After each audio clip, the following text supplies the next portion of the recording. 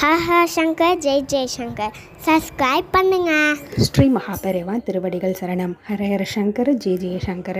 நம்மளில் நிறைய பேருக்கு ஒரு ஆசை இருக்கும். அது என்னென்னா, பிரம்ம முகூர்த்த நேரத்தில் எழுந்துக்கணும், வழிபாடு பூஜை இந்த மாதிரி ஏதாவது ஒன்று பண்ணணும். வழிபாடு தான் பண்ணணுன்றது கிடையாது. யோகா, மெடிடேஷன், எக்ஸசைஸ், அட்லீஸ்ட் ஒரு வாக்கிங்காவது எழுந்து பிரம்ம முகூர்த்த நேரத்தில் பண்ணணும் அப்படின்ற ஒரு ஆசை இருக்கும். ஆனால் இப்போ இருக்கக்கூடிய பிஸியான ஷெட்யூலில் எல்லாராலையுமே இந்த பிரம்ம முகூர்த்த நேரத்தில் எழுந்துக்க முடியுமா அப்படின்னு கேட்டால் கிடையாது தான்.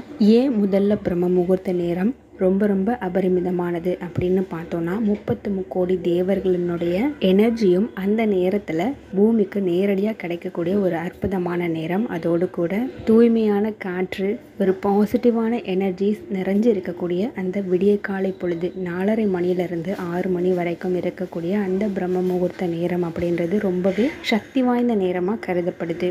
சரி, இப்போது இந்த பிரம்ம முகூர்த்த நேரத்தில் எழுந்துக்க முடியல அப்படின்ற பட்சத்தில் என்ன பண்ணலாம்? அதுக்கு ஈக்குவலண்ட்டான பலன் கொடுக்கக்கூடிய ஒரு சமயம் இருக்குது. அதுவுமே தினசரி தான் வரும். இந்த நேரத்தை நம்ம பயன்படுத்தி நம்மளுடைய வழிபாடு முறையாக இருக்கலாம். யோகா, மெடிடேஷன், நான் சொன்ன மாதிரி இந்த விஷயங்கள் எல்லாமே நீங்கள் பண்ணலாம். நீங்கள் பிரம்ம முகூர்த்தத்தில் எழுந்து இதெல்லாம் பண்ணிங்கன்னா என்ன பலன் கிடைக்குமோ அது இந்த ஒரு வேளையிலையும் கண்டிப்பாக கிடைக்கும். அது என்ன வேலை அப்படின்னு பார்த்தீங்கன்னா, சந்தியா காலம். இந்த சந்தியா காலம் அப்படின்றது எந்த நேரத்துக்குள்ளே வரும் அப்படின்னு பார்த்தீங்கன்னா, மாலை 3 மணிலேருந்து 6 மணி வரைக்கும் இருக்கக்கூடிய இந்த காலகட்டம் தான் சந்தியா காலம் அப்படின்னு சொல்லப்படுது.